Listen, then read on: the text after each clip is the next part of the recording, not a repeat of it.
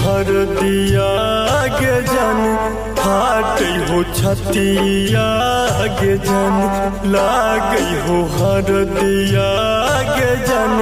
फाटे हो छतिया गे जन तो बरत जैबे डोलिया में जन जैबे डोलिया में जन लागे हो हर दिया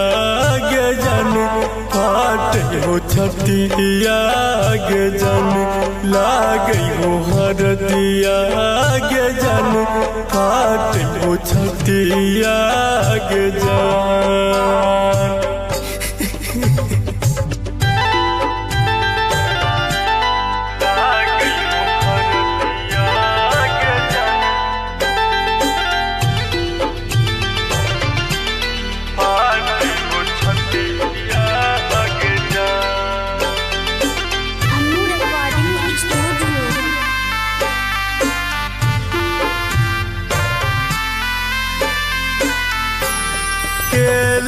हमारा सकिया तू पीरतिया के फिर केला हमारा सकिया तू पीरतिया के फिर मायरे दिलही तू आई हमारा दिलबा में तिर मायरे दिलही तू आई हमारा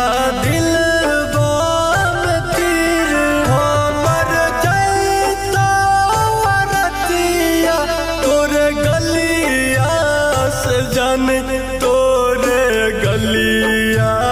से जन लागे हो हर दिया गे जन फाटे हो छतिया गे जन लागे हो हर दिया गे जन फाटे हो छतिया गे जन।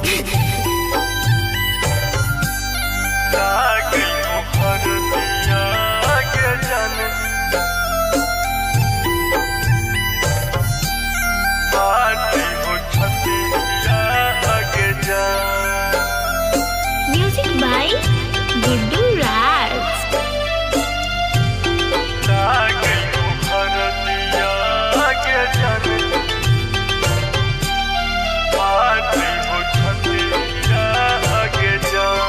राइटर अनिल के छोरी बन छ दोसर के कनिया राइटर अनिल के छोरी बन छ दोसर के कनिया को भेलो नहीं विचार पूछो मनोज मधुबनिया कनिको भेलो नहीं विचार पूछो मनोज मधुबनिया सूरज पर बिन से पूछे जाको हलिया गे जन हमर हलिया गे जन लागे हो हर दिया गे जन फाटे हो छतिया गे जन लागे हो हर दिया गे जन फाटे हो छतिया गे जन।